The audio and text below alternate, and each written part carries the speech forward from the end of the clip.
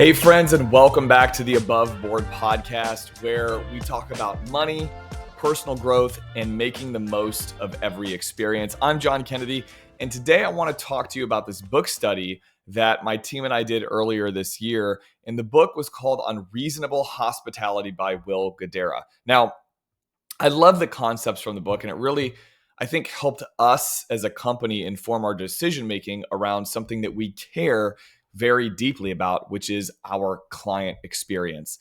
Now, I don't know about you, but I hate nothing more than going to the doctor's office and having a clunky experience whereby I feel like they don't give a crap about me. So I'll give a quick example. I went to my dermatologist some time ago.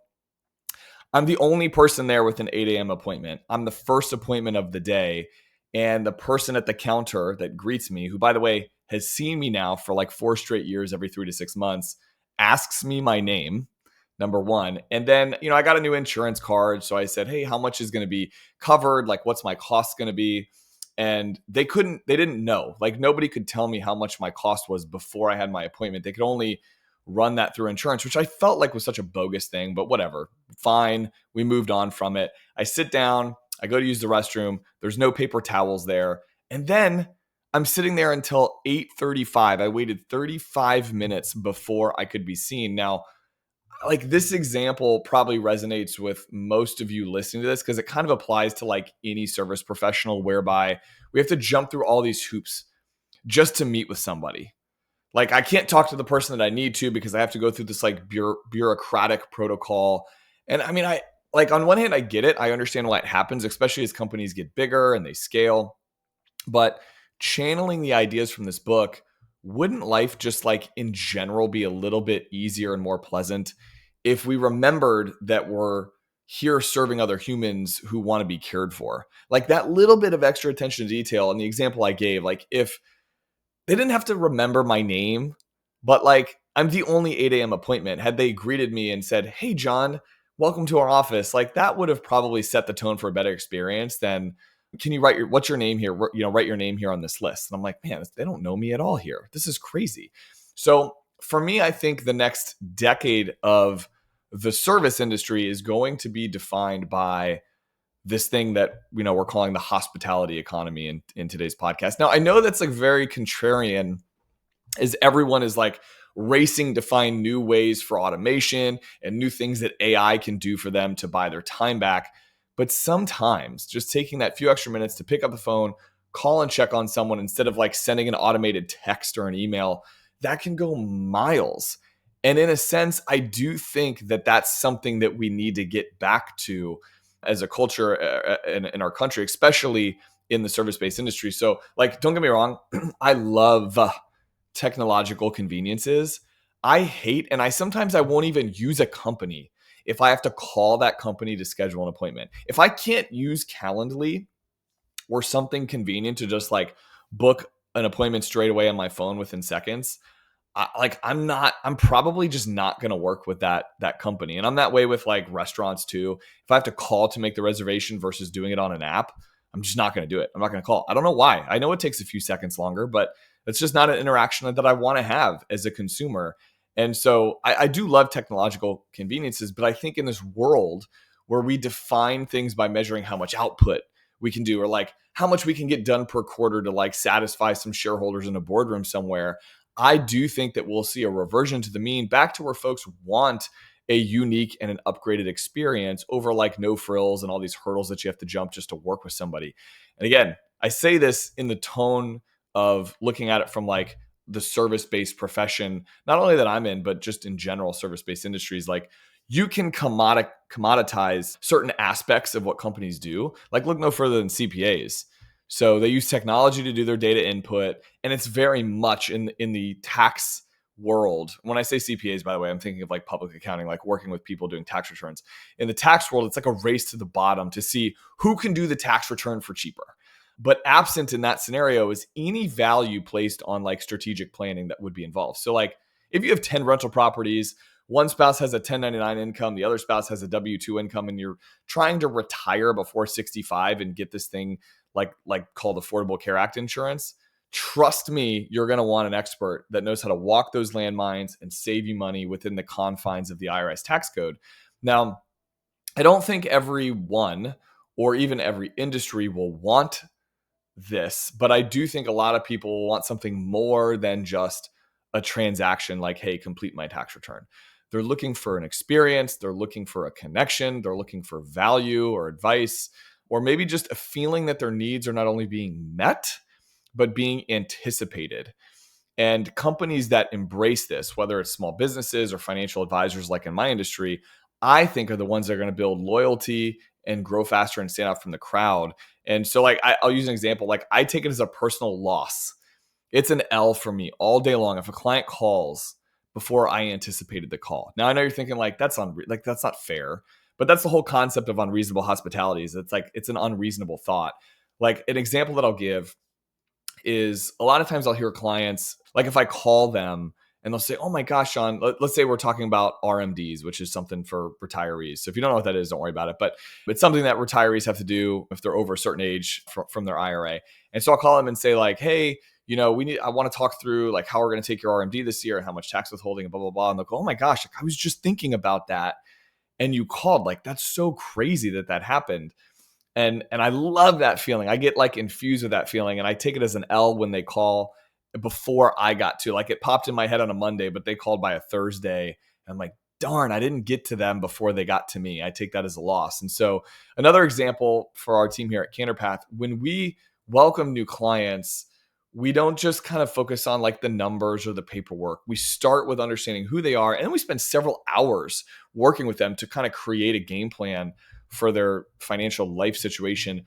And then one of the actions that's involved as a result of these discussions, and this is something that Raina and Megan on our team have really helped create, is a custom branded welcome box that reflects their values. We make it personal, we make it thoughtful, we try to align it with their goals and their values, and just really ultimately make them feel at home with us. And I think what's really cool is, not to brag on us too much, but there are some really good examples that we've learned from the book that I'd like to share. When you open this welcome box from us, there's a handwritten card inside of it, a handwritten note from one of our client concierge team.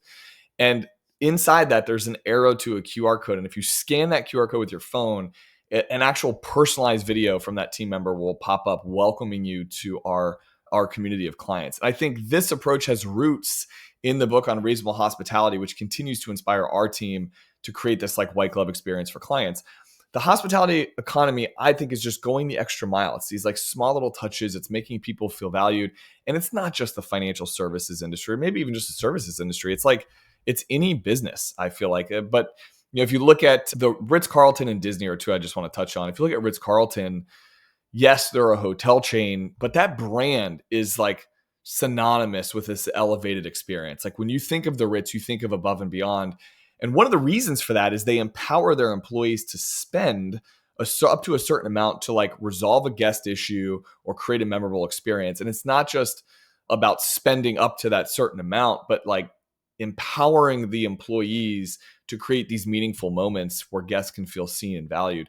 Disney's the same way. They have this thing called magic and tragic moments. And so I heard this podcast once that talked about that statistically, for every one tragic moment that someone has at Disney World, they need to have 10 magic moments happen to offset that, just to like get back to baseline, to get back to even.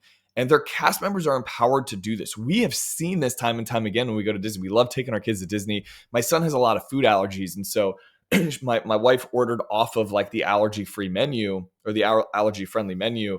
And my son hated this meal. It was like a grilled cheese made with like this vegan cheese. He just hated it. It wasn't good. He didn't like it. The cast member who ordered this for him saw this. Now, this was like a quick serve place. This was not a sit-down restaurant. Saw this, came up to my wife as like they were walking it up to throw it away. And he said, hey, what happened? Did he not like that?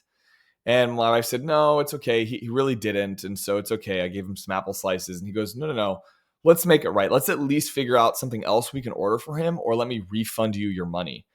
That's awesome, man. Like, where are people, like what places are people doing that? Those are the places that I want to go. Those are the experiences that I want to have. And I think when we focus on this, we ultimately help build trust.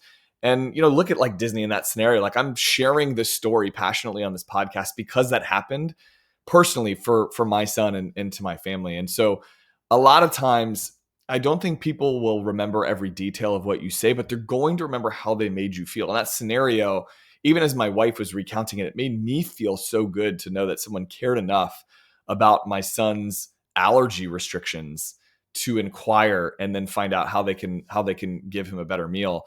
And honestly, I'd argue that like probably 90% of the time people are going to forget the things you say, but they are going to remember how you made them feel.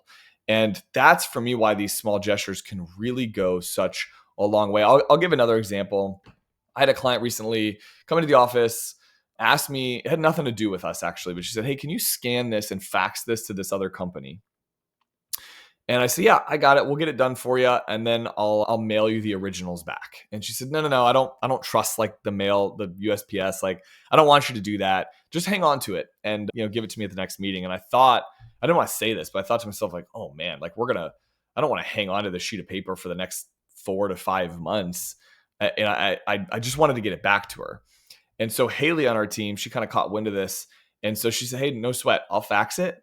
I'm going to personally deliver it to her tomorrow." And that's what she did. She personally delivered it with a small box of crumble cookies.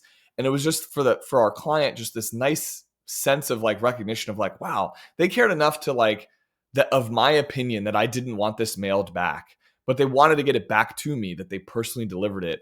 How cool that was. And I think those are the moments where hospitality can really set you apart. In these industries where services can be commoditized, the way you treat people is, I just think, a really big differentiator. Now, some people listening to this, the skeptics might say like, isn't that really costly? Isn't that expensive to invest in? And sure, it can be, because you're investing in humans to create human to human interaction and relationships and then make an impact with that. And I'm sorry to like the automation and like the tech folks, but AI ain't it. Not yet. It can't do those things yet. Maybe it will someday. But I think investing in hospitality is that. It's an investment. It's not an expense. For every dollar you spend to create a memorable experience, you're likely to retain those clients or build a reputation within the community for how you do things. And I think that's so important. I love giving shout outs on this podcast, as you guys know. And everyone that's listened to this, knows the Rich B. And for any of you that have listened to the 130 plus episodes we've done, you know that the guy loves his Star Wars. He loves Star Wars trivia. He loves Star Wars memorabilia. And so for his birthday this year, Mackenzie on our team delivered him a personalized bobblehead with his face on the Jedi and a handwritten birthday card. Like, how freaking cool is that? I'm amazed that our team even comes up with ideas like this. And I think that's why it's so important to cultivate and flame that fire of this thing called unreasonable hospitality. So the next time you're faced with the opportunity to go the extra mile, I encourage you to take it, whether you're running a business or you're working with clients, or this is just in your own personal life. These small acts of hospitality can build lasting connections. And we internally at CandorPath call them random acts of kindness. And when you really think about it, they're not random at all. They're very intentional. But the intentionality behind creating these random acts of kindness is what creates these client experiences that you get when you go to like the Ritz Carlton or you go to Disney World. So I think all of us can benefit by striving to put this philosophy into action, whether it's how we communicate, how we listen, or for us at CandorPath, like how we've even structured our client welcome experience. We believe in making every interaction meaningful. So thank you for everyone tuning in with me today. Please do share this if you feel so inclined. And don't forget to follow us on social media for more insights and updates. You can find us anywhere it is at CandorPath, CandorPath. Until next time, remember, it's not about the service you provide, but the experience that you create. Let's make every interaction matter. See ya.